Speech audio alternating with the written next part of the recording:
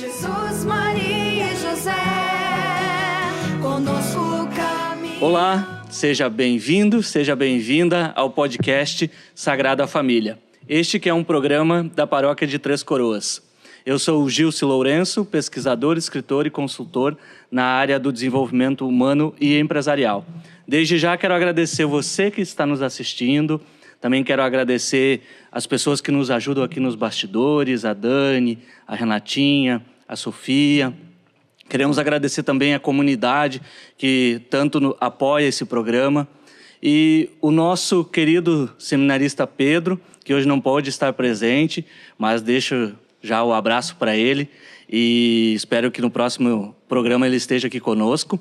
Também quero agradecer ao nosso pároco, agradecer a Deus também, porque pela graça de Deus, hoje o nosso pároco está aqui conosco.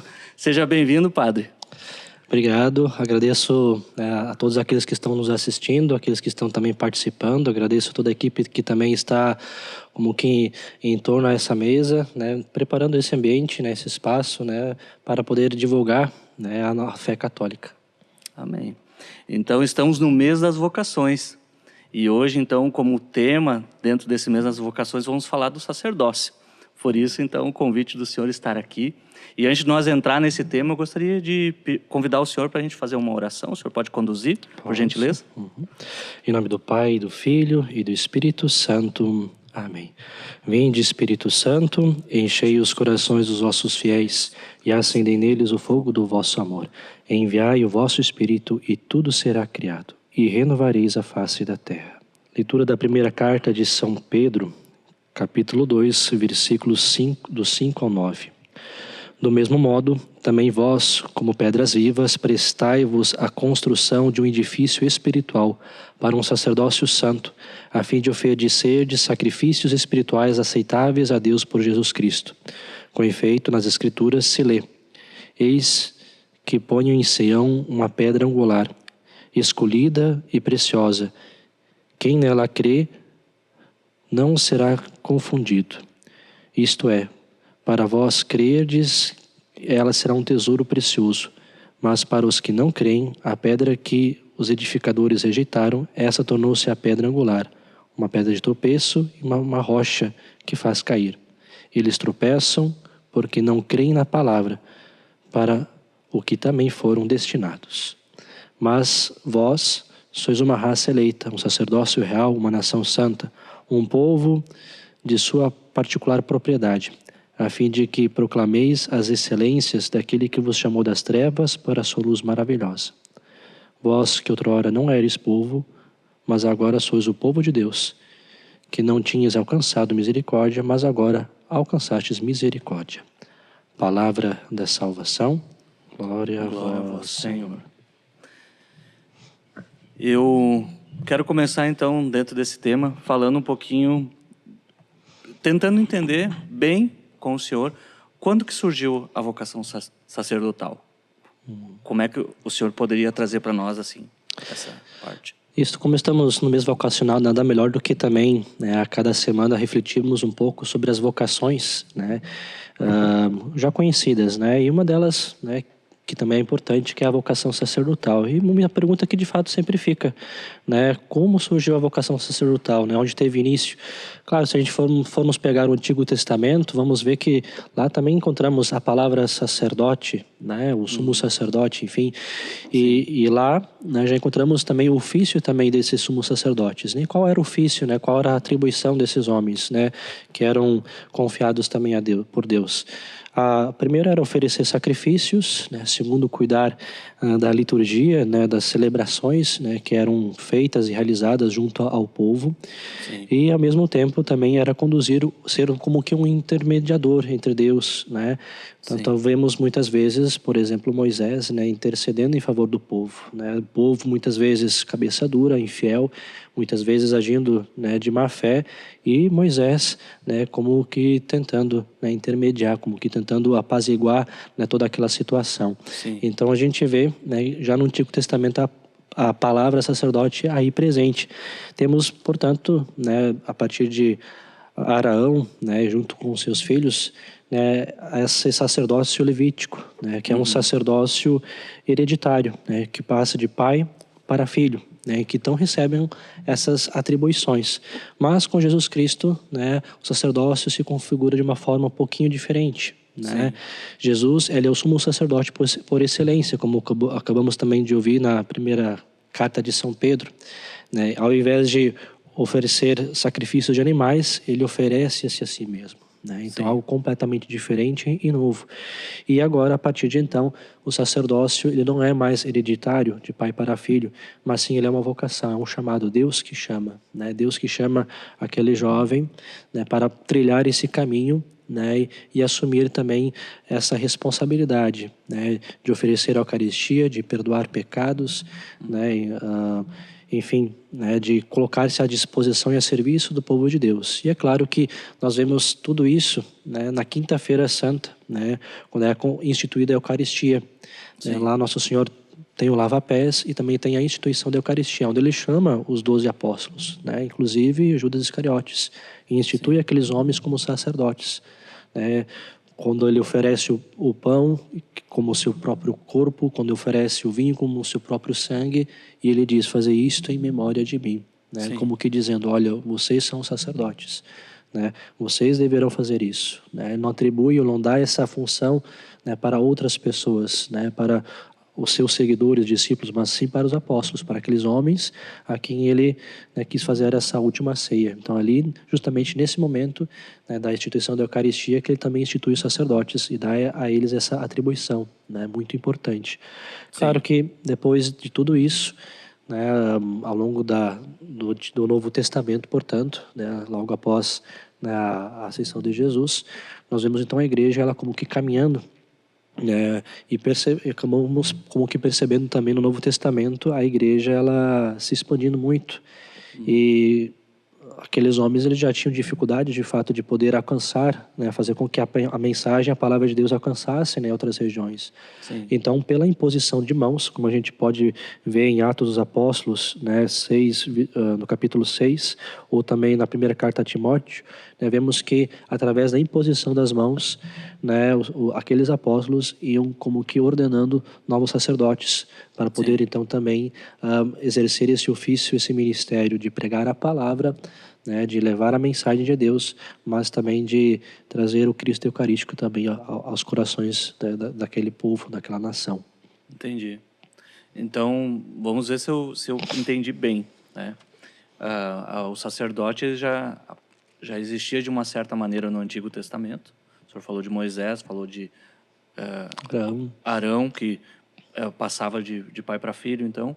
E aí, com Jesus Cristo, foi de fato ali na Santa Ceia, que ele institui de uma forma totalmente diferente, porque Cristo, então, tem, enfim, não preciso narrar, mas ele vem de uma forma totalmente diferente. E a partir dali, então, os sacerdotes os discípulos passam a formar outros sacerdotes para continuar esse legado, essa tradição. Resumidamente... Isso. Hoje, quem seriam esses apóstolos? Né? Seriam os bispos. Né? Porque eu, como padre, como sacerdote, eu não posso impor as mãos e formar outro sacerdote. Então, quem tem esse poder é apenas o bispo. Né? Então, o bispo, a quem foi conferido esse poder, né? ele tem esse poder então de, depois de várias etapas de formação, né, conferir esse ministério, né, para aquele jovem, né, que veio ao longo de muitos anos se preparando e que também, né, se sentiu chamado também para essa vocação. Então, o bispo, né, se formos levar em conta, né, a historicidade da igreja, né, hoje seriam os apóstolos, né, aqueles que então vão como que impondo as mãos e formando novos sacerdotes para a igreja de Cristo.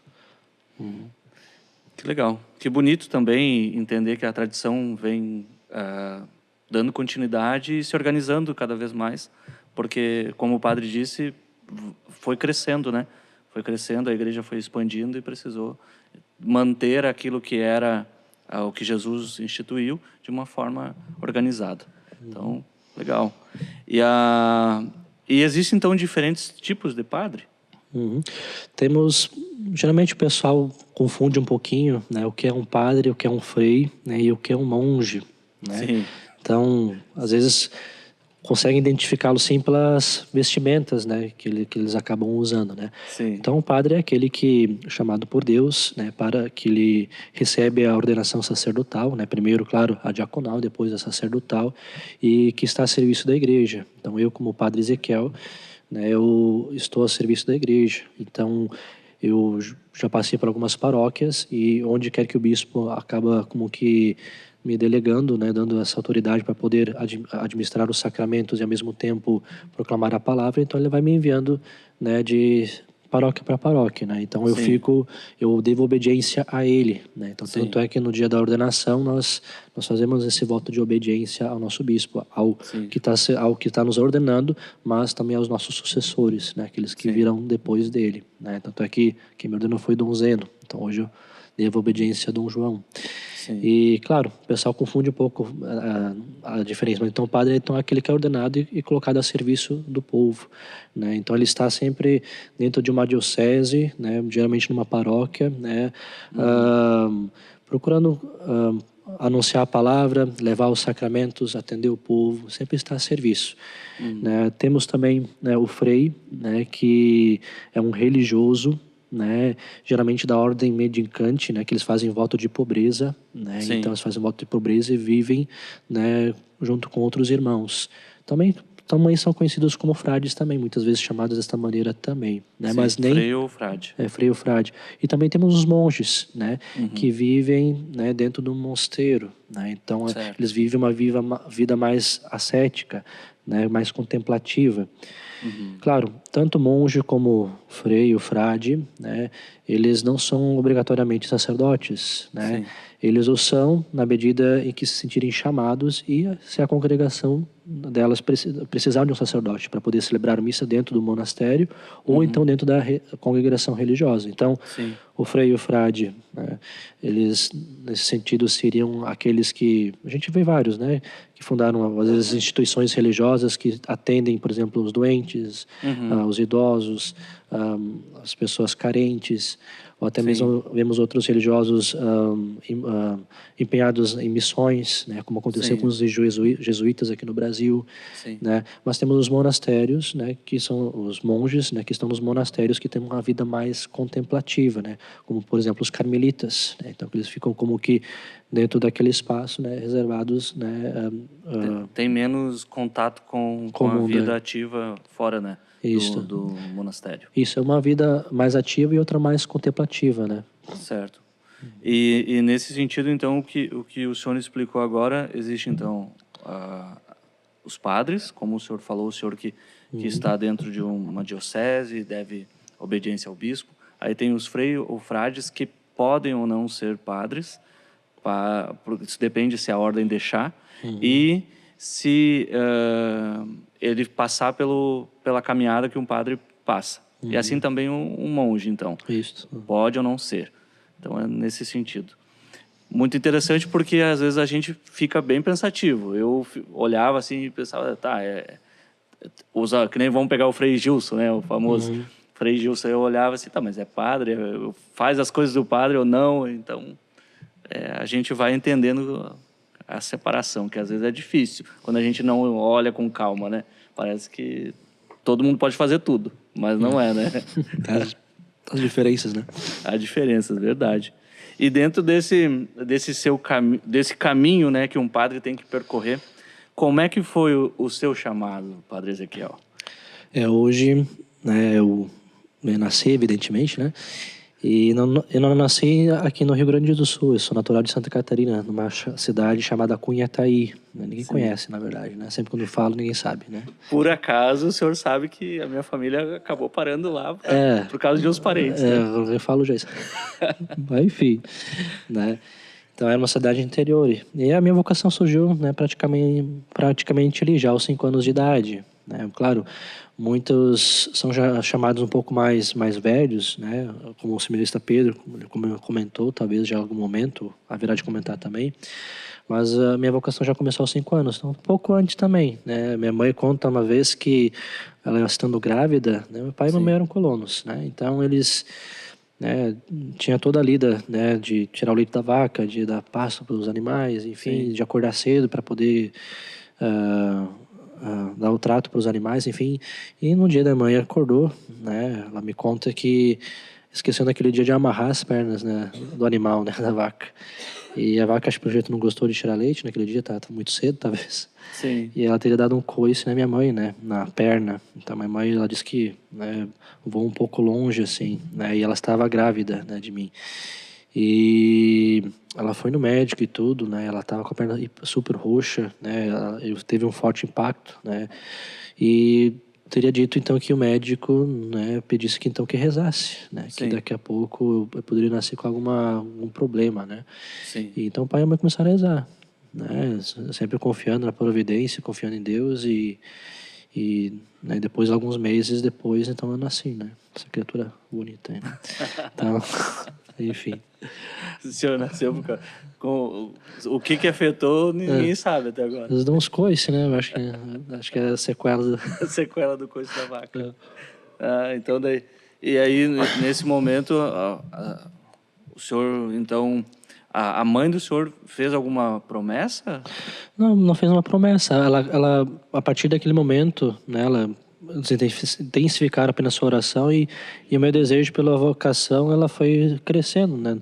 Tanto é que aos 5 anos, eu lembro que lá na paróquia, lá em Santa Catarina, diocese, onde a paróquia onde eu estava, não tinha muitos sacerdotes, então tinha poucas mistas. Então geralmente tinha celebração da palavra.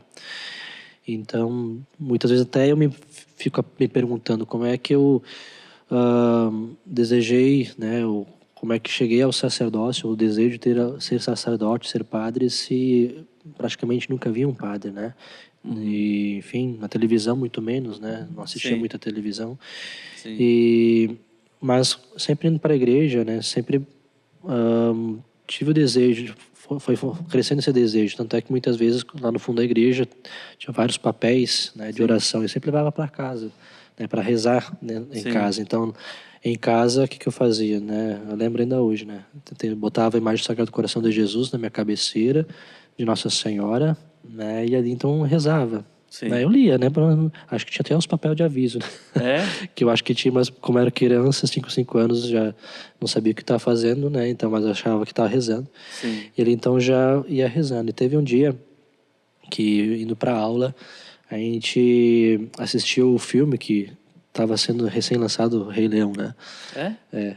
Aí a professora, ela havia pedido para escrever um pequeno resumo, né, do filme. Sim. Eu, como qualquer jovem, né, a gente sempre deixa para a última hora as coisas, né? Então deixei para a última hora. Sim. E como todo mundo já conhece, sou bem esquecido, né? Então já era esquecido na época. Então chegou lá um dia antes e não lembrava de nada. Meu Deus, eu tenho que fazer o tema e eu não consegui escrever uma linha porque eu não lembro nem do filme.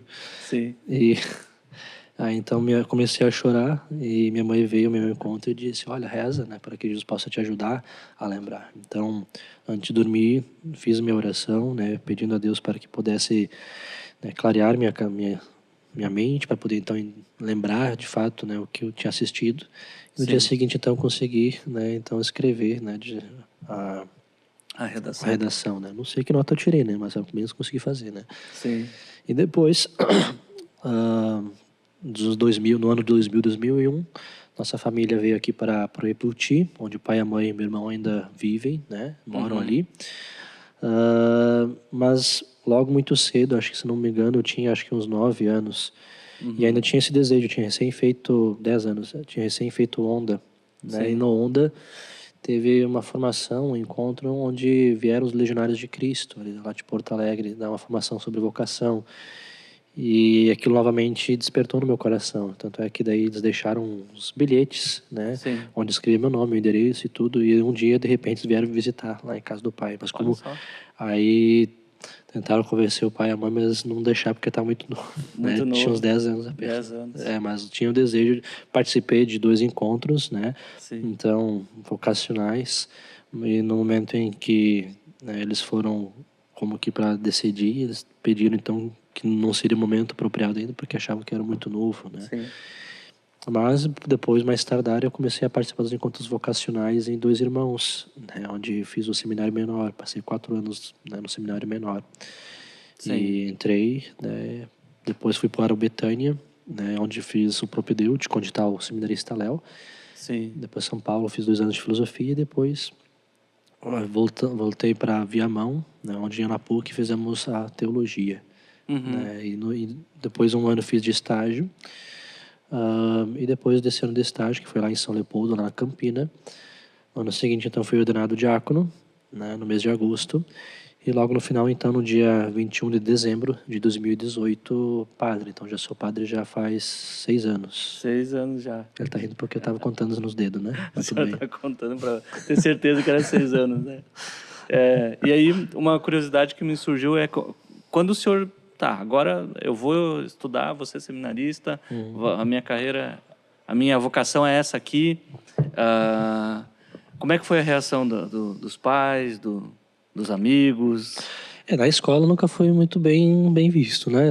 Porque lembro que uma vez, tinha não sei o que era, em que tinha que fazer um desenho da sua profissão, do que você queria futuramente ser, né? Daí, eu não sei se ganhava bicicleta, qual era o prêmio que ganhava, né? Então acho que é uma promoção, não sei se era de alguma loja, enfim, ou da própria escola. Aí, como eu não sabia desenhar, deixei meu pai desenhar, né? Daí meu pai desenhou. Aí eu levei, né? Aí todo mundo ficou olhando o desenho um do outro, e olharam o meu, daí ficaram, o que é isso aí, né?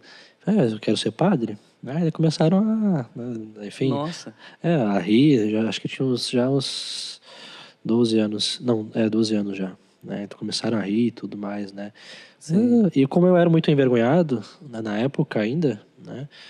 Eu não reagia, né? Ficava vermelho e pronto, né?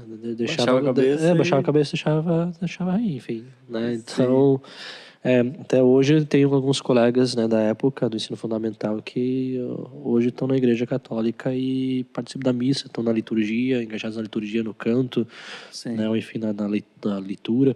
Algum outro é catequista.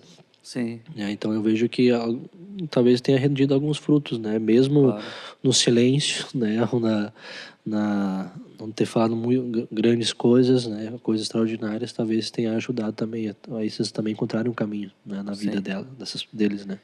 E normalmente é um choque para um grupo, né, de crianças, um jovem já dizer, né, sacerdote, quero ser padre. Então, esse estranhamento causa, às vezes, essas reações que o senhor disse, dos amigos, às vezes, ficarem falando coisas, né? Brincadeiras, ou rindo, né? E, enfim, isso é o comportamento humano, né? O comportamento humano, ele, às vezes, reage de maneiras inapropriadas ao que é diferente, né? O que não é tão habitual. E a família foi tranquilo, padre? De início, aparentemente sempre ela foi tranquila, né? Meu pai, minha mãe e meu irmão, não quer dizer que eles são muito de igreja, eles vinham na missa, né? Certo. Hoje eles estão no conselho, o pai e a mãe, né? E, enfim, mas assim, às vezes eu percebia na época, né, que às vezes perguntava, faz o que você quiser, né? Sim. Se você quiser voltar, tá tudo tranquilo, né? Então eles nunca como que desmotivavam e nem animava muito também, né? Mas eles deixavam bem claro que, independente do que for, estão juntos, né? Então, estavam juntos. Bem, sempre foi positivo, porque eles rezavam também, né? Pela vocação. Meu pai uma vez comentou que quando foi visitar a mãe dele, né, já falecida, a minha avó, ela via que ela estava rezando, né, sempre por mim, a minha avó, né? Então, rezando, né, o terço, né, por mim, né, pela vocação. Minha mãe também, né, a avó, a materna também rezava muito também por mim. Sempre queria e desejava que tivesse um filho e um neto sacerdote, né? Então, legal. Hoje ela conta com quase 90 anos, se não me engano, já. Então foi atendida as orações, né? Pelo jeito são. O senhor deu um resumo antes da caminhada que o senhor fez, mas olhando mais concretamente para a caminhada do seminário, quantos anos são? Né? Bom, se o senhor puder dividir as principais fases e dar um exemplo para quem é jovem e está aí nos assistindo e está pensando na caminhada, já começa a preparar, já entendendo, né? um pouco do período que seria essa caminhada. Eu comecei a fazer os encontros vocacionais em 2006, então em 2007 começou a minha caminhada dentro do seminário. Então, né, então, claro, não é necessário entrar no seminário menor, a gente já pode entrar já no seminário propedêutico, onde é uma vocação já mais adulta, onde o Sim. jovem já concluiu o ensino médio, né, os estudos básicos, assim, né? Mas eu Sim. entrei no menor e ali eu fiz o ensino médio, né? Então, ali eu fiquei 4 anos porque eu rodei, né? Rodei em português, né? O senhor gostou tanto que ficou mais um Eu ano. queria ficar mais um ano, né? Mas só em português, tá? Tá certo. Aí, aí fiquei 4 anos lá, depois fui para o propedêutico, então onde é a vocação mais madura, né? Então que geralmente agora também quem sai depois completa o 3º ano do ensino médio em Dois Irmãos, no seminário, vai para o propedêutico no bairro Primavera e Novo Hamburgo, e ali Sim. permanece ao longo de um ano. Depois em São Paulo fiz 2 anos, né, de São Paulo mais filosofia. 2. Hoje são 3, aumentou mais um ano. Sim. E teologia 4 anos na Universidade PUC, em Porto Alegre, e depois um ano de estágio. Eu praticamente passei 12 anos, né, em 12 anos de formação. Alguns dá mais, né, outros dá um pouco menos, né. Teve um colega meu, por exemplo, que ficou 14 anos, né. 14 anos. Outros ficam menos porque já entram numa vocação mais adulta, né. Então, entrando no propedêutico já pula, digamos, todo aquele início que acontece lá em Dois Irmãos. E uma coisa que eu percebi é que vocês têm todo um acompanhamento de orientação espiritual, os diretores, enfim. Estou falando resumidamente o que eu entendi. E vocês, então, precisam evoluir nesse processo, não só entendendo a teoria das coisas, né? Mas como, de fato, um ser humano preparado para estar no lugar que vai estar, né? Eu vou aproveitar e pegar uma água para o senhor. Mas o meu questionamento é, esse tempo ele também varia de acordo com essa avaliação do diretor, ou da pessoa que está, das pessoas que estão cuidando do desenvolvimento da... Dentro do seminário nós temos, claro, o diretor espiritual que nos acompanha, né, a nossa caminhada, né, vocacional, né, nos ajudando a discernir, né, se é essa a vocação certa, né, ou daqui a pouco venha a ser outra vocação, talvez a vida religiosa ou matrimonial, enfim. Sim. E também temos o psicólogo também que temos alguns anos atrás agora que começou também esse processo também com psicólogos, né? Então temos acho que umas 2, 3 psicólogas que também acompanham dentro dos seminários, né? Também nos ajudando também em algumas peculiaridades, né? Ajudando também a nos formar. Sim. E dentro disso tem o reitor também, né? Que é o formador. Então praticamente uma vez por mês nós temos um encontro com a psicóloga, né? Com o reitor e também com o diretor espiritual, né? Onde cada um vai tratando conosco com algumas coisas que são importantes. A psicóloga naquilo que é da próprio dela, o diretor espiritual naquilo que é espiritual, naquilo que é vocação, né? Naquilo que também diz respeito também à vida de oração, à piedade, né? Então, coisas que ele acaba pontuando, vendo e percebendo. E o reitor, então, no sentido mais, digamos, geral, assim, mas mais ao mesmo tempo profundo, né? Ele não parte muito do espiritual, porque já vai indo para o diretor espiritual isso, mas da questão da própria personalidade da pessoa, né? Sim. De virtudes que ele precisa alcançar, de atitudes que ele precisa mudar, de ações, né? Maneira de se portar, alguns pensamentos talvez precisa também como que mudar, né? Que talvez estejam um pouco distorcidos, Certo. a questão do próprio estudo, né? Então coisas que ele também vai vendo, né? E vai também conversando com o diretor espiritual, que depois então na conversa ele acaba como que pontuando e chamando a atenção e como que moldando, porque nós acabamos como que sendo um barro, né? Sim. Um barro, né? Uma argila, né? E eles acabam como que nos moldando, né? Dentro daquilo que se espera do sacerdote, né? Então, vai se moldando e mostrando, vendo, apontando, tirando as rebarbas, digamos assim, né? E moldando da maneira como o sacerdote precisa ser. Entendido. É uma formação que tem um cuidado, né? É uma formação que tem um grande cuidado, uma preparação, e por isso que chegar a exercê-la é a bênção, né? É bênção, porque o processo ele vai triar mesmo, ele vai separar aquele que realmente vai conseguir, né, seguir na caminhada e aquele que não. Então, eu pelo menos foi essa a minha percepção, olhando assim brevemente para o que você, né, que o senhor passou, né, e pelo que eu escuto outros, né. Então, a gente falou muito de formação, de processo, de desenvolvimento, e tem brincadeiras, né? Tem a parte divertida do sentido de convivência, né? Essa caminhada, o senhor fez muitos amigos, né? Tem lembranças desse viés, que o senhor poderia trazer uma para nós, assim, uma coisa que, né, agregou na sua vida aí. No seminário menor mais, né, geralmente, porque a gente aprontou, como a gente era adolescente na época, então a gente gostava de aprontar muito, né. Então, na época, o número que tínhamos era em torno de 38, 40 jovens, né, então, dentro do quarto, éramos 8, praticamente, né, por quarto, então, imagina, né, era barulho, era, enfim, às vezes umas brigas e outras, né. Aí Sim. tinha um colega nosso que uma vez, a gente gostava tanto dele que no alto do verão a gente enrolou ele no cobertor, né, à noite e começamos a bater nele, né. Não sei se ele gostava, mas enfim, porque ele volta e menos incomodava, né, à noite, então a gente Ele gostava de ele incomodar vocês. então vamos pegar Vamos dar o troco. vamos dar o troco com ele, né, então acabamos enrolando e batendo nele, né, pra ficar nenhum hematoma, né. Sim. Não que isso deva se fazer, tá. Não deve, não, né? E também gostávamos mesmo de assustar um ao outro, né? Então, tinha os armários também, a gente se escondia, assustava o outro. Ou então, até a própria cama, a gente tirava o estrado, né? Então, Sim. quando a pessoa ia deitar, caía direto no chão, né? E como era no segundo piso os quartos, a gente colocava os chulezento, né? Os que tinham chulés, botava, não sei se era por gosto, né? Ou porque não tinha ideia, né? Mas botava o sapato na janela, né?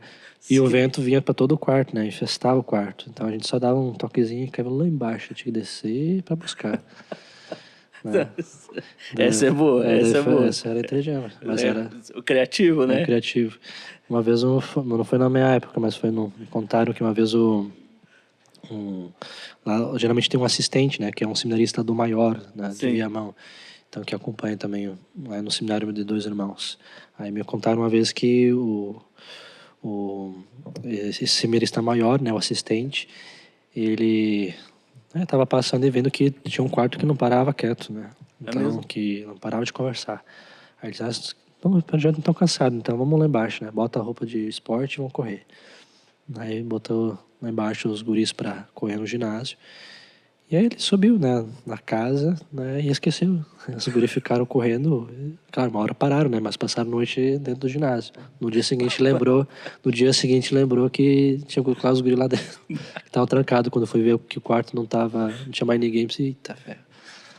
Não fui eu, tá? Porque não foi Não foi o senhor, essa é uma história que conta. Que conta por aí, mano. Tá certo. Então, pensando um pouco, né, na vestimenta, na maneira de vocês terem que se vestir no dia a dia, por que o padre utiliza a roupa preta? E, assim, pensando no qual é o significado da batina, do clergyman. Clergyman. É uma palavra que a gente não fala todo dia, né? Um pouco diferente, né? O clergyman, eu tive que me acostumar para falar para o senhor hoje, clergyman. Então tá. A batina, né, o preto, né, nos lembra um pouco como que a morte para esse mundo, né? Tanto é que na ordenação sacerdotal, né, nós ficamos como que de bruços, né, sobre o chão, né, como que dizendo, olha, agora entrego tudo, né, por amor a Cristo, né? Então eu morro para este mundo para viver apenas para Cristo. Então o preto lembra justamente isso, a morte, né, para o mundo. O branco, né, que utilizamos, ele nos lembra, né, a pureza, né, e também o ofício que também temos como que para pregar. Então, devemos pregar a pureza, devemos pregar a santidade, né? Devemos pregar aquilo que é da palavra de Deus e não pregar a nós mesmos, né? Então, e a questão da vestimenta, né, que o sacerdote ele coloca, né? Tem vários documentos da igreja que falam sobre ela, né? Da importância do sacerdote estar sempre bem apresentado, né? Porque para que as pessoas, o fiel, possa saber, ó, ali tem um sacerdote. Assim como a gente Sim. olha para longe e sabe identificar um bombeiro, um policial, né, um enfermeiro, um dentista, ou até mesmo um médico numa urgência, né, por conta da Sim. vestimenta, assim também numa urgência também é bom que o sacerdote esteja identificado, né, para que uma Sim. necessidade, numa urgência, né, a pessoa só pela roupa já consiga identificar também. Mas inicialmente, nos primeiros séculos da igreja não se tinha então uma vestimenta própria. Então o padre ele se vestia assim conforme o povo também, né? Sim. E claro, ao longo dos anos a vestimenta ela foi como que sendo modificada, né, para o povo. E o sacerdote ficou com a mesma roupa, né? Então colocou-se então, pressentiu-se, viu-se a necessidade então de fato de fazer com que o sacerdote também ele fosse identificado em meio ao povo, né? Sim. Então Sim. a primeira traje então seria justamente a batina, né? Não, na verdade eu acho que foi o clésima, na verdade, né? Se não me engano. Bem, agora eu não recordo mais a ordem. Qual que né? veio primeiro? O clésima. Tanto é que no clésima ele não é, ele significa, ele é uma palavra inglês, do inglês, né? Clérigo, né? Que é clérigo, o clero, e man, homem, né? Homem do clero, né? Ok. E o clésima, que é aquela camisa, né? Com colarinho, né? O clésima, no caso, que a gente chama assim. Então ela não é de origem católica, né? Ela é de origem protestante, dos presbiterianos. Certo. Né? Então, um pastor presbiteriano escocês, né? Ele também viu que tinha necessidade então de identificar também os pastores, né? Numa época. E Sim. na época eles usavam então algo um pouco diferente, né? Que era tipo uma gravata assim que tinha duas listras aqui brancas, né? Certo. E depois então ele adotou essa vestimenta, né? Tanto é que Ok. a gente vê talvez geralmente em algumas igrejas a gente vê pastores também usando, né, essa identificação, né? Ah, sim. E né, para facilitar, né? Então o sacerdote também ele usa essa vestimenta, né? Claro que também temos também a batina, né, que o padre também está usando, né, hoje, né, geralmente usa também nas celebrações, né, litúrgicas, Sim. que também é a vestimenta própria do clero mesmo, né, do sacerdote, né? Certo. Então, dentro dos documentos da igreja, né, se pede, né, então que o sacerdote ele tenha, né, esta vestimenta. E é claro que essa vestimenta não é uma vestimenta qualquer, porque ela cobre o sacerdote, né, de alto a cima, até os pés, Certo. né, mostrando justamente, né, que a morte ao mundo, né, não significa como que ignorar o mundo ou como que não viver nele, mas pelo contrário, significa que ao me cobrir do alto a baixo, né, eu não devo estar preocupado com minha vaidade, Ok. com minha pessoa, né, com minha Sim. aparência, né, porque é uma veste simples, né, é uma Certo. veste simples. Tanto é que é uma veste que eu uso, né, em todo lugar que eu vou, né. Sim. E aí que tem uma coisa interessante, né, que ela tem tem um diretório, né, da igreja que diz o seguinte, que é interessante que o padre use-se dessa veste porque para duas coisas, pela pobreza e pela castidade. Pobreza por Certo. quê? Porque é uma veste, né, simples, né, simples, mas ao mesmo tempo não é uma veste chique, né. Por exemplo, não tem uma veste própria para quando eu vou visitar o governador, por exemplo, ou Sim. alguém de importância no município, no estado, né? A mesma veste que eu uso para visitar um governador é a mesma veste que eu uso para visitar uma família simples, né, dentro de um Claro. bairro, Doente. ou um doente, ou quando eu vou fazer um sepultamento, né, ou Sim. quando, enfim, vou para qualquer outro lugar. Então é a mesma veste, né? Então Certo. eu não vou, né, botar uma outra veste que é mais chique, né, própria para aquilo lá, não, eu tenho a mesma. Né? Então, é justamente cultivar essa questão do despojamento, né, da pobreza. E segundo, também da castidade, né, para vigiar também o olhar. Né, porque no momento que estou com esta veste, eu me lembro de quem eu sou, né, de que eu sou sacerdote e que devo ter uma postura, né, condizente, né, e a veste ela me ajuda com isso. Sim. Né, me ajuda a lembrar quem eu sou. Né, Sim. e me preserva também de conversas inapropriadas, de abordagens também inapropriadas. Certo. Por exemplo, tu é casado, então no momento que você vai em algum lugar e você tira a aliança, Sim. já dá a imaginar, né, que você vai ter alguma abordagem, né, inapropriada. Está aberto para alguma abordagem. Então, assim, o sacerdote também, se eu não estou sem essa veste, aí eu fico muito vulnerável a qualquer outra coisa, uma conversa, né, uma abordagem de alguma pessoa, enfim. Mas estando com essa veste, né, queria também esse respeito, né, e essa consciência de que eu sou consagrado a Deus, né. Dom Henrique Soares, né, um bispo muito querido, mas já falecido, ele dizia, mais ou menos o seguinte, que eu acho bem bonito, né? O lugar que não convém a batina e o clergyman, né? É um lugar que não convém o padre entrar também, né? Então, Muito entendido. se naquele lugar, né, a batina e o clergyman não são bem vistos, né? Ou não se ou você como sacerdote não ia entrar ali, então é melhor então você nem entrar, né? Nem talvez estando, digamos, a paisana entre aspas, né? Sem essa vestimenta, né? Então é melhor nem entrar, porque não é um lugar apropriado. Então os lugares onde eu não posso ir, né, com essa vestimenta, então é melhor que eu nem vou, né? E claro, essa vestimenta que é a batina, ela tem vários significados, né? Então, por exemplo, né? Ela tem aqui os 33 botões, né? Então o sacerdote 33. quando ele se reveste desta roupagem preta, né, ele demonstra, né, a sua entrega, né, total a Cristo, né, a serviço da igreja, e claro, se reveste do próprio Cristo ao mesmo tempo, né. Por isso, cada símbolo que aqui é representado, né, os 33 botões, que lembra a idade de Cristo, tem aqui as 5 chagas, né, 5 chagas de Cristo, né, 5 botões de cada lado, lembrando as 5 chagas de Nosso Senhor. Tem esse colarinho, né, que lembra também a coroa, né, do próprio Cristo. Né? Se a gente olhar aqui do ladinho, tem uns frisozinhos que lembram os espinhos. Né? Então, o próprio sacerdote também, ele também se reveste desta coroa, né? Como que dizendo o seguinte, né? Eu também me entrego e também me coloco em sacrifício, né? Para o serviço da igreja, né? Para o serviço do próprio Cristo. Também tem essa faixa que o padre não usa porque o padre engordou, né? Eu não uso, mas eu tenho, tá? Não quer dizer que eu não uso. A faixa é para usar, mas pra usar, no mas momento ela não... No momento ela não cabe, né? Não cabe, né? Não tá do tamanho certo. Não veio Eu acho que não vai mais certo, igual esse aqui, tá pequenininho, né? Sim. Mas ela também tem esse ficar muito interessante, porque do lado, que já arrebentou também, né? Acho que o tinha. De cada lado tem uma cordinha. Sim. Né? Onde a gente passa essa faixa. Então, essa cordinha lembra, né, as cordas com as quais Jesus foi atado, né, durante a sua flagelação. Entendi. Então, e esta corda, digamos, cinta, digamos assim, né, ela é posta entre elas, lembrando também a corda com que Jesus também foi puxado até o alto da cruz. Entendi. Aí depois tem essas 2 faixas pequenas aqui, né?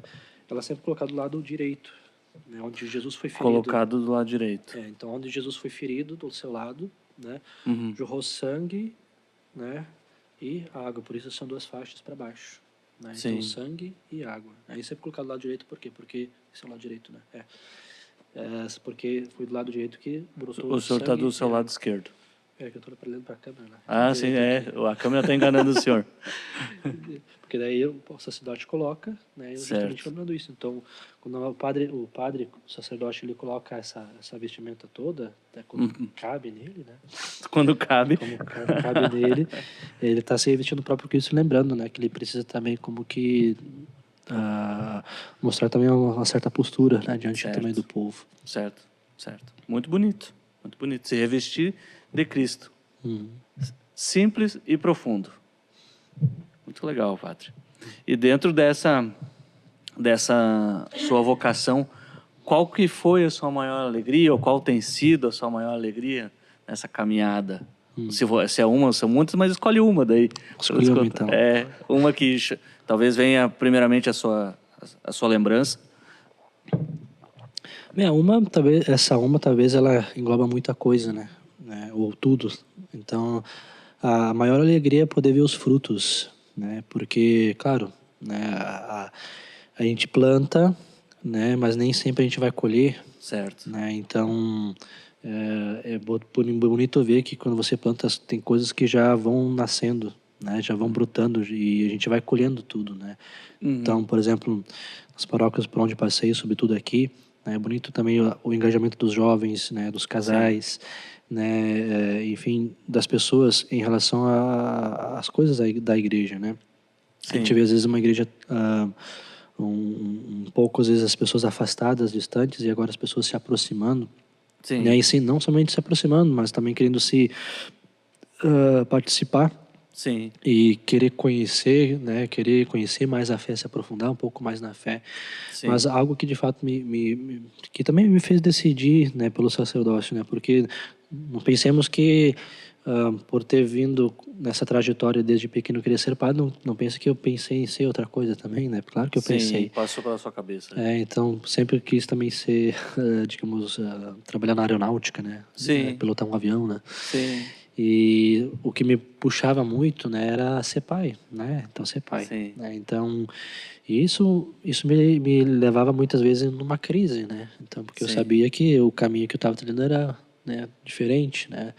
sim, E tanto no Betânia, né, já no final de semana do seminário menor, como no Betânia, como também em São Paulo e Viamão, eu me encontrava nesse debate, né? Sai ou não sai, vai ou não vai, né? E aí, né, quando eu fui fazer a pastoral lá em Canudos, lá na paróquia São José Operário, né, onde estava bem forte esse desejo também ainda talvez desistir, sim. né, Deus me mostrou que Ele queria que eu fosse pai, não talvez de um, de dois, né, mas talvez de muitos, né, porque lá Pai então de muitos. porque então foi acontecendo o seguinte: o padre lá, o padre Wilson Trevisol, que era o pároco na época, ele me confiou os coroinhas, não sabia o que fazer, né, mas enfim. Aí já no primeiro encontro tínhamos então acho que uns 18, Sim, né, e eu vi o carinho que eles tinham, né, por mim, como hoje as crianças têm, né. Então eu legal. fui percebendo que talvez se eu fosse pai, talvez eu não teria talvez esse contato ou esse carinho, né, de tantas Sim. crianças, tantos jovens Sim. como tem hoje, né, essa proximidade, esse carinho, esse afeto que eles têm comigo, né. Então Com certeza. talvez esse sim tenha sido o momento mais marcante, porque fez com que eu realmente decidisse, né, e seguisse em frente. Tá certo. Que legal, que bonito. Então a alegria do Senhor foi conseguir realizar algo que estava ali no seu coração, primeiramente voltado para o mundo habitual, né? Ser pai de um filho. Deus lhe concedeu ser pai de Uma grande família. uma grande família. Que legal, que bonito. E pensando assim na sua caminhada, no que se refere ao senhor precisar de alguém, porque quando a gente precisa, né, de um direcionamento, a gente vai até o senhor. E ele pergunta, mas e o senhor, quando precisa, ou quando o senhor, né, precisa de um auxílio, como é que é isso para o senhor? O senhor tem a quem recorrer, consegue, ou às vezes tem que se virar, né? Como é que funciona isso? Dentro da diocese tem vários padres, né, formados, né, e muito, muito inteligentes, né, e bons, né, em vários aspectos, né. Então, dependendo da situação, eu procuro, né, o padre X, padre Y para essa situação, né. Sim. Então, por exemplo, na questão jurídica, canônica, né, procuro o padre Lino, né, o padre Eurípides. Na questão da moral, da bioética, procuro o padre Monteiro, né. Na questão espiritual, o padre Alex Graminho. Né? Enfim, né, os meus colegas também, quando tem alguma dúvida, né, porque não quer dizer que eu, por ter estudado 12 anos, sei de tudo, né? Sim. Então tem coisas que, por conta de não termos tanto contato, a gente acaba como que se esquecendo, né? Então, ou então, enfim, não se lembrando mais, que é a mesma coisa, né? Mas enfim. Esquecendo ou não lembrando. A mesma coisa, enfim. Isso aí. Mas aí entro em contato com os meus colegas também para poder então resolver, né, essas dúvidas, né, que ficam pendentes também. Ou até mesmo sugestões, né? Tem muitas coisas que eu trago para a própria paróquia, né, que não são minhas, né, mas que vejo que deu certo em outras paróquias, peixe, vai ser bem legal, né? Que legal. Então a ideia de fato é poder trazer também de fora aquilo que deu certo. Talvez não ia dar certo, mas vale a pena tentar. Né? Tem outras coisas que também gostaria de fazer, mas por conta de estar sozinho, às vezes fica um pouco complicado, né? Tem um padre, por exemplo, que uma vez por mês prega um recolhimento no sábado de manhã. Sim. Né? Então, tem uma pequena meditação, depois tem adoração, depois mais meditação e depois a bênção final, né? Sim. Também queria fazer isso, só que às vezes o tempo não consigo ligar todas as coisas, né? Mas é algo que está dando certo lá e que eu gostaria de trazer, mas às vezes a gente precisa também se encaixar e se organizar um pouco também para poder fazer tudo que a gente quer fazer. Muito bem, então, além do senhor buscar esse auxílio com os colegas e outros padres, o senhor traz ideias e consegue muitas vezes aplicar, ou fica na expectativa, né? Fica Quando no que banho-maria, poderíamos, né? tipo no banho-maria, esperando ali para poder aplicar, né? Por exemplo, a novena pelas famílias é algo que veio a primeira vez que eu participei com o padre Alex, lá de Dois Irmãos, né? Então, deu certo lá na Campina, porque foi o primeiro contato que eu tive, né? Certo. E aí só apenas foi trazendo, né? Sim. E é claro, quando a gente sai de uma paróquia, né? E quando eu, por exemplo, assumi quando eu assumi a Campina, né, no lugar desse padre, né, a gente continua, né, aquilo que eles fazem, né? O Claro. trabalho que eles começaram, né? E a gente vê os frutos, né? Então a gente acaba como que trazendo também, né, todos aqueles frutos, né, aquela ideia, né, para a própria paróquia, né? E a gente vai vendo que vai também criando frutos aqui. Legal. E o senhor citou aqui que às vezes tem algumas ideias que o senhor não consegue aplicar. E eu pergunto para o senhor como é que é essa agenda do padre, né? Os compromissos. Dá pra mostrar. Porque é só administrar os sacramentos, tem que cuidar de mais ou menos o que tem que cuidar se a gente fosse passar aí para as pessoas. O senhor vai dar uma conferida, ver se tem tempo ainda para ficar mais um pouco comigo? Não, tô olhando aqui? para cada agenda, né? Minha agenda tá assim, né? Ela é cheia de cores, né? Deixa eu pegar mais uma água pro senhor. Cada cor é um significado próprio, né? Mas, enfim, geralmente a ideia, né, principal, né, seria de fato atender o povo, né, administrar os sacramentos, né, levar a palavra. Sim. Mas como pároco a gente tem outras atribuições, que é uma atribuição administrativa que nos esgota muito, e se a gente não cuida também, não zela também, a gente acaba às vezes como que se perdendo um pouco nisso, porque a gente acaba Sim. às vezes se preocupando mais na administração, na questão da arrecadação e de manter as estruturas, né? Porque aqui na paróquia, por exemplo, temos 12 comunidades, né? Sim. Então, a gente precisa estar atento a tudo, né? Claro que a gente tem o conselho e tudo, mas tem comunidades, por exemplo, que não se mantém. Então, a gente Sim. precisa tirar de um lugar para botar no outro para poder manter a estrutura em si. Sim. E tudo isso é custo, né? E isso a gente acaba, às vezes, como que se perdendo, né? Então, se a gente não tivesse essa parte, né? Com certeza a gente conseguiria fazer muito mais coisas no campo espiritual de atendimento. Sim. Claro que eu já consegui mudar muita coisa, né? Então, por exemplo, em 2023, quando eu cheguei, né, já começamos, né, tivemos uma reunião, né, junto com outros pastores no hospital aqui da cidade, e foi definido então como que um cronograma ao longo da semana, né, de visitas para o hospital, visitas religiosas, né, para as pessoas que assim desejarem. Então, toda sexta-feira, né, às 15 horas, né, no início participava, mas depois não consegui mais. Os ministros da Eucaristia então fazem essa visita, né, atendem, Certo. rezam, né, falam um pouquinho com cada um, né, Certo. doente. Agora, semana passada, então a gente começou um trabalho também de visitas todas as quartas-feiras aos lares da cidade. Então são em torno Sim. de 10, 11 lares que a gente conseguiu mapear. Não sei se tem Sim. mais, né? Se tem mais, então tem que ver Nossa. como eu vou fazer, né? Bastante, né? Daí, então a ideia é cada quarta-feira visitar de 3 a 4 ou a 2 lares, né? Essa semana levei 2 jovens, né? A Lívia, né, do CLJ, e a Sofia também do CLJ, Sim. que me acompanharam, tocaram um violão, né, Legal. para visitarmos 2 lares também, né? Então, claro que é o trabalho também do sacerdote, mas é importante que a gente também traga as outras pessoas para que elas também possam servir, né? Sim. E a gente sabe que muito mais do bem que a gente pode proporcionar a essas pessoas é o bem que a gente também recebe, né? Claro. O afeto, o carinho, né? A gratidão dessas pessoas que também recebem, né? Isso. Sim. Então, a parte do pároco em si, né, ele tem tudo isso, né? Tem a questão também pastoral. Sim. É por isso que eu tenho 2 seminaristas. Na verdade, eu pedi e consegui, né? Sim. Então, porque final de semana eu não consigo acompanhar todos os movimentos, né? Pensar em tudo, porque eu tenho as Sim. missas, então acaba quebrando muito. Então, tem o Léo, por exemplo, que ele fica com os coroinhas, né? Ele fica com os acólitos, ele fica com o coral dos anjos. Sim. Né? Então, ele acompanha os movimentos, porque eu dou uma passada, né? Mas eu Sim. sei que ele estando lá, né? Ele vai acompanhar, né? Ele Vão vai... ter um olhar mais mais abrangente, né? E poder ajudar o senhor, né? Isso, ele vai conseguir gerir melhor também. E depois, qualquer coisa, junto com a coordenação, ele sempre me passa, né, dá uma pontuada em algumas coisas. E o Pedro Claro. também, né? O Pedro, por exemplo, ele cuida dos catequistas, dos ministros, da formação destes, Sim. né, do próprio podcast, né? Sim, é verdade. Da catequese de adultos, né? Então, Sim. tem mais algumas outras coisas que eu acho que eu não lembro, mas ele Sim. também assume muitas coisas. Então, se eu não tivesse os dois seminaristas, né, com certeza teria que ver uma outra maneira para poder atender nesses grupos, né? De maneira satisfatória. Satisfatória. Então, assim, eles conseguem atender. Tem o curso, Encontro de Namorados também, que o Pedro também Sim, atende. verdade. Então, são várias coisas que seria interessante o padre estar presente, né? Mas às vezes não consegue por conta de outras atividades, né? Visitas que eles precisam fazer. Acontece, por exemplo, né?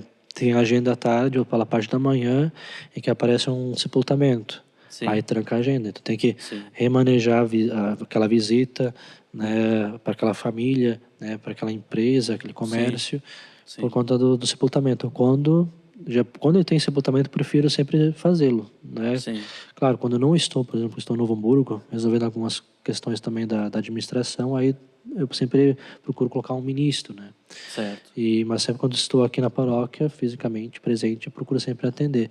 Sim. Ou quando, por exemplo, surge uma unção dos enfermos no hospital. Então, tem que parar, né, o que está fazendo e ir no hospital, porque a unção dos enfermos é justamente isso, né? A ideia também com a unção daquele santo óleo, a pessoa também encontrar forças e também paciência para poder sofrer, para poder, enfim, passar por aquela enfermidade, né, com mais paciência, né, com mais amor, né, ligando, né, ao sacrifício de Cristo na cruz. Então não dá para esperar, né, porque às vezes as pessoas chamam, até é interessante, as pessoas chamam o padre para a unção dos enfermos sempre no fim, né, mas o padre, sempre quando há a unção dos enfermos, pode chamar antes, né, não precisa, quando fazer alguma cirurgia, né, quando vai talvez para o hospital, já pode chamar o padre, não precisa esperar a pessoa ir para o fim, porque até é engraçado quando a gente entra no hospital, as pessoas perguntam quem vai morrer, né? Já virou um hábito que o padre já chega na hora da morte. Porque entende-se que a unção, ela é o último sacramento que a pessoa vai receber. Mas não, tem gente que já recebeu. O padre Ari, por exemplo, recebeu 2, 3 vezes a unção. Né? 2, 3 vezes a unção. Então, a unção dos enfermos não é como que um atestado de morte, ou como que dizendo, vai morrer, né? O pessoal pensa que é isso, né? Pelo contrário, né? Para dar força, dar paciência, para poder unir aquele sofrimento ao sofrimento de Cristo. Muito bem, muito legal. Uma coisa que eu lembro, o senhor visitou o meu avô há um tempo atrás. Meu avô estava bem abatido. E aí o senhor visitou e depois da sua visita eu fui lá. Ele estava renovado. Então, é muito parecido com isso que o senhor disse. Muitas vezes o senhor vai dar a unção dos enfermos e a pessoa ela vai receber o Espírito Santo e vai avivar, e vai ficar bem, e vai seguir a vida dela, né? Então, é bonito ver isso. É bonito ver como que o Espírito Santo age, né, no coração de cada um. E como diz o meu avô, cada um tem sua hora, né? Então, cada um tem sua hora. E pensando um pouco no meio de toda essa agenda que o senhor citou um pouco aí, o resumo pra gente, tem um tempo livre, padre? Geralmente é segunda-feira, né? Então, porque geralmente eu saio segunda-feira, né? Ou vou visitar algum padre amigo meu, ou então geralmente vou na casa do pai e da mãe, na segunda-feira, lá para Ivuti. Então, geralmente segunda-feira. Domingo, às vezes, de tarde, mas nem sempre, né? Então, né, às vezes eu acho que não tem nada, daí aparece alguma coisa, né? Uma visita, né? Um sepultamento, um hospital, né? Alguma coisa para poder organizar, né? Então, sempre alguma coisa aparece, mas geralmente é na segunda-feira, porque daí, geralmente na segunda-feira não estou aqui, né? Só talvez em um último caso, né? Que haja muita necessidade. Entendi. Então, é como que a folga do padre. O padre também colocar as ideias no lugar, poder descansar, para poder ter pique para ao longo de toda a semana. Pratica algum hobby nesse intervalo? É visita, descanso, fala com os amigos? A ideia é fazer academia, né? Então, depois ela lá vai assistir, vai rir da minha cara, né? Mas essa semana eu fui 2 vezes, tá? Então, esse é o hobby. É o meu hobby, né? Então, cuidar da saúde eu até acordo, né? Eu preciso ficar um pouquinho, né? Daí já perdi a hora. Daí. É porque durante o dia já me programei para ir em um outro horário, mas eu não consigo, porque já tentei, pensei, vou ir às 11 horas. Aí chega para sair, deve vir alguém para conversar. Tá certo. Aí chega às 5 horas, 5 horas eu vou ir, né, na aula. Então, prefiro fazer logo de manhã cedo, lá pelas 6 horas, 6h15, né, na academia. Daí tem um dia que faço natação, os outros dias faço musculação, né, porque é bom também cuidar do templo do Espírito Santo, né, no nosso corpo. Então, não é por uma questão de vaidade, né, mas é uma questão também de saúde, né. Então eu vejo que também a gente também fica estressado, né, às vezes. E o que de fato me desestressa é um pouco isso, né, poder fazer algum exercício físico, né, correr na esteira, levantar algum peso. É muito melhor levantar o peso do que levantar um soco na cara de alguém, né. Então, é verdade, né? Gasta aquela energia. Gasta energia ali, sadia. É, né? Saudável. E a gente estamos indo então para o encerramento e tivemos aí um esclarecimento bem amplo da parte do senhor a respeito da vocação, né, da sua vocação, e gostaria de pedir para o senhor então deixar uma mensagem para esse público que está nos assistindo e principalmente para os jovens que podem estar pensando sobre essa vocação. E uma mensagem para eles, então, padre, para esses jovens. Então, meus queridos jovens, a gente sabe que, né, no mundo onde nós vivemos, sempre há dúvidas, né? A gente tem até não somente dúvidas, mas também medo, né? Mas quando a vocação ela vem do alto, né, o chamado vem de Deus, né, a gente não precisa temer a nada e ninguém, né? Porque quando vem de Deus, a gente pode ter certeza de que, por mais que não seja a nossa vontade, nosso desejo, né, aquilo que vem de Deus sempre é para o nosso proveito e para a nossa felicidade. Então é assim a vocação, né? A vocação também é isso, é um chamado de Deus à felicidade, é um convite para que a gente possa servir a sua igreja, né, ou como sacerdote, ou como religioso, religiosa, né, como leigo, ou até mesmo, né, como na vida matrimonial. Então é um chamado, né? Então não tenha medo, né, não tenha receio, né, porque aquilo que vem de Deus, né, é certo que é para a sua felicidade, é certo porque é para o seu bem, né? É certo que também é para a edificação da igreja, né, do corpo místico de Cristo. Amém. E então já quero começar agradecendo sua disponibilidade de estar aqui, poder compartilhar com a gente aqui. Falamos de coisas sérias, profundas e também de coisas engraçadas, né, do dia a dia, da vida aí que o senhor foi trazendo das suas lembranças e com relação à caminhada aí que o senhor fez na vocação. Quero agradecer também a comunidade que tanto nos apoia aí com esse programa, que assiste, que curte. Temos aí, acho que uns 250 inscritos no canal, milhares de visualizações, o pessoal cada vez mais está se engajando, estamos movimentando e estão compartilhando. Já aproveito para pedir, deixa aí teu comentário, o que você mais gostou, o que mais chamou a atenção, né, desse programa. E se tem algum ponto que a gente falou hoje, você gostaria que a gente falasse mais num próximo episódio, coloca aí a sua sugestão nos comentários. Quero agradecer mais uma vez a Dani, que está ali nos ajudando. Ela preparou o café, trouxe cueca virada e, né, água, tudo para a gente aqui. Agradecer sempre o Pedro, que tem se empenhado tanto, ajuda a montar toda a organização para a gente poder estar aqui e fazer esse podcast acontecer. Agradecer a Deus, né, Padre, por nos dar essa força e essa disponibilidade para a gente poder estar aqui. E queria pedir ao senhor para a gente fazer uma oração final e depois, então, trazer alguns avisos. Se o senhor quiser colocar mais alguma coisa, fique à vontade também. Podemos concluir. Ave Maria, cheia de graça, o Senhor é convosco. Bendita sois vós entre as mulheres, e bendito é o fruto do vosso ventre, Jesus. Santa Maria, Mãe de Deus, rogai por nós, pecadores, agora e na hora de nossa morte. Amém. Deus eterno, todo-poderoso, olhai com bondade e solicitude sobre cada um de nós, sobre todos aqueles que também estão nos assistindo, para que, na procura da vocação do teu chamado, possam servir-vos com generosidade, com empenho e amor. Glória ao Pai, ao Filho e ao Espírito Santo, como era no princípio, agora e sempre. Amém. O Senhor esteja convosco, Ele está no meio de nós. Desça sobre vós a bênção de Deus Todo-Poderoso, Pai, Filho e Espírito Santo. Amém. Amém. Deixamos então os avisos para o pessoal, né? Todo primeiro domingo do mês, às 18 horas, na Igreja Matriz, no centro de Três Coroas, nós temos a Missa pelas Famílias. Venha, participe, é uma missa linda, maravilhosa. Tenho certeza que vai edificar ainda mais a tua casa, o teu lar. Nós tivemos o sorteio, então, da ação Entre Amigos, que aconteceu no dia 9 de agosto, no sábado. Você que comprou o cartão, comprou o número, né? Vai lá no Facebook da paróquia ou no Instagram, confira quem foram os sorteados. Quem sabe foi você que está nos assistindo agora. Tem que buscar o seu prêmio daí. Houve a transmissão também, está lá nas redes sociais. E você pode olhar e acompanhar também.